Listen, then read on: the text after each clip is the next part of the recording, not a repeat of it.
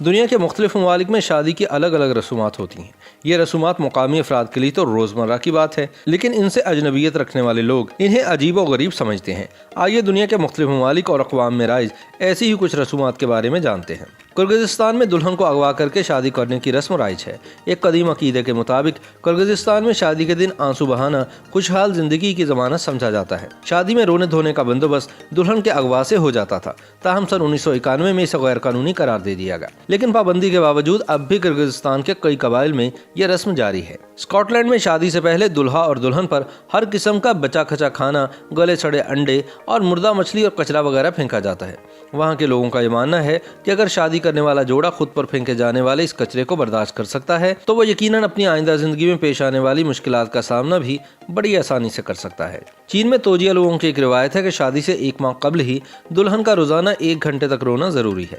رونے کے اس سیشن میں دلہن کے خاندان کی خواتین اور دادی بھی اس کا ساتھ دیتی ہیں۔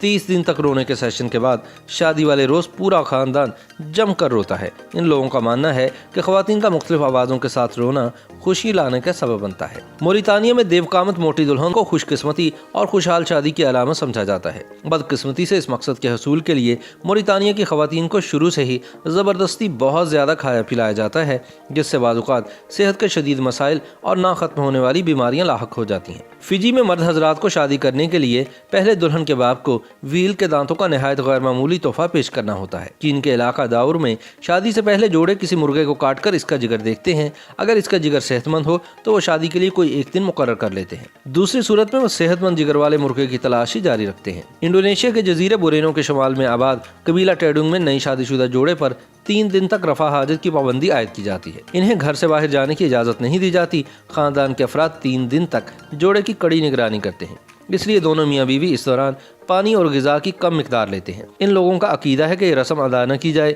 تو ان کے ہاں مردہ بچے پیدا ہوں گے یا شادی ٹوٹنے کا خدشہ رہے گا۔ کانگو میں شادی کو ایک باوقار اور سنجیدہ رشتہ تصور کیا جاتا ہے، لہٰذا شادی کے دوران دلہا اور دلہن دونوں کو ہنسنے یا مسکرانے کی اجازت نہیں ہوتی۔ بھارت اور پاکستان میں شادی کے روز دلہن کی بہنیں یا سہیلیاں دلہا کا جوتا چھپا لیتی ہیں اور اس کے بدلے میں دلہا سے اچھی خاصی رقم کا تقاضا کرتی ہیں۔ بھارت کے کچھ حصوں میں یہ بھی مانا جاتا ہے کہ ایک مخصوص فلکیاتی مدت کے دوران پیدا ہونے والی لڑکی منحوس ہوتی ہے اور اپنے پہلے شوہر کی موت کا باعث بنتی ہے، اس لیے اس نحوست سے بچنے کے لیے پہلے اس لڑکی کی شادی ایک درخت سے کروائی جاتی ہے اور اس کے بعد اس درخت کو کاٹ کر گرا دیا جاتا ہے۔ پورٹریکو میں شادی کی تقریب میں گڑیا کو دلہن کی مانند سجا سنوار کر تحائف اور دیگر سامان کے درمیان میز کے اوپر رکھ دیا جاتا ہے۔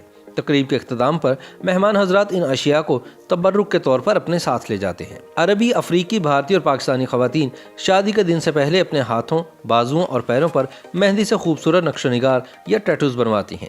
یہ دیدہ زیب ڈیزائن دلہن کی نزاکت اور خوبصورتی میں اضافے کا باعث سمجھے جاتے ہیں۔ پیپوا نیو گنی کے جنگل میں ایک ایسا قبیلہ پایا جاتا ہے جس کے مرد حضرات خواتین کو معروف کرنے کے لیے اپنے جسموں پر پینٹ کرتے ہیں۔ انہیں سنگس کہا جاتا ہے اور نر پرندوں کی مانند اپنی مادہ کو رجھانے والا تصور کیا جاتا ہے۔ آرمینیا میں غیر شادی شدہ عورت ایک روایتی نمکین روٹی کا ٹکڑا کھاتی ہے تاکہ وہ خواب میں اپنے ہونے والے شوہر کو دیکھ سکے۔